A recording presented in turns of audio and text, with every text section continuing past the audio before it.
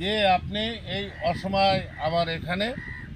আমিও আল্লাহর একজন পাগল, দেশ বিদেশে ঘুরে আমি আল্লাহর ধ্যানে ঘুরি।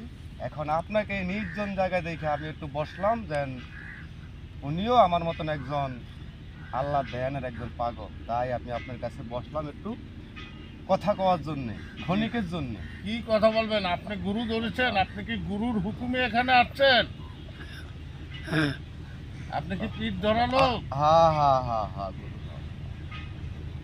আপনি কোথায় বায়াত গ্রহণ করছেন? আল্লাহ বাবা শাহ আলীর দরবারে।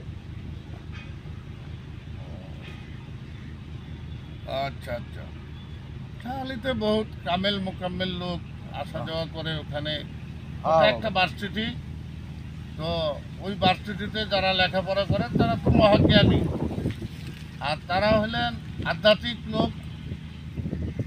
দুনিয়ার সকল পাঠ্য শেষ হওয়ার পরে আধ্যাত্মিক শুরু হয়, আর ওইখানে হলে আধ্যাত্মিকের মূল ক্লাস হয়। তো ওই দরবার থেকে যখন আসছেন, আপনাকে কি হুকুম দিয়া পাঠাইছে এদিকে? কারো হুকুমে আসছেন আপনি? হ্যাঁ, আমি হুকুমই আসছি, আল্লাহরের লীলা খেলা। আমি যাইতে লইছি আল্লাহ দেন, এখন আপনি আমার মতন আপনাকে আবার পাইলাম এখানে, তাই জীবনটা ধন্য হয়ে গেল। যেন এখন আপনিও কি বাবা শাহ আলীর মুরিদ?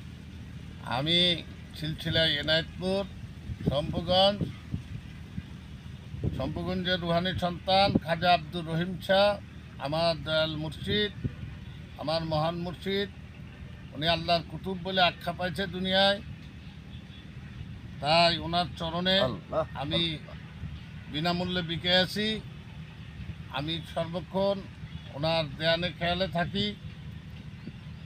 আল্লাহ চাহে আমার মহান মুর্শিদ দুনিয়ার থেকে বিদায় নিচ্ছেন, ওনার রওয়াজা হয়েছে। ওনার রওয়াজা শেরপুর জেলা, নাগদাবাড়ি থানা, চান্দেরনদীর সুইদারপাড়।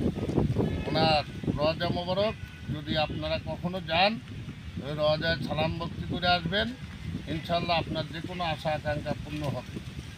আমি সেখানে বাবা যাই, মাঝে মাঝে হয়তো আপনার সাক্ষাৎ পাই না, ইনশাল্লাহ যাব। আমরা একই লাইনের লোক, তাইলে হয়তো দুইজন দুই জায়গার মুরিদ, অবশ্যই আবার সাক্ষাৎ হয়ে যাবে। আমি বেশি সময় দিতে পারবো না, আমি ইনশাল্লাহ জায়গা আমাকে আপনি বিদায় দেন। আচ্ছা, সতর্ক অবস্থায় পথ চলাফেরা করবেন। বর্তমানে একটু কঠোর তরিকার উপরে সর্বদিকে খেয়াল রেখে পথ চলবেন। এই বলে আজকের মতো এখানেই আপনার সাথে সাক্ষাৎ শেষ। আসেন ইনশাআল্লাহ।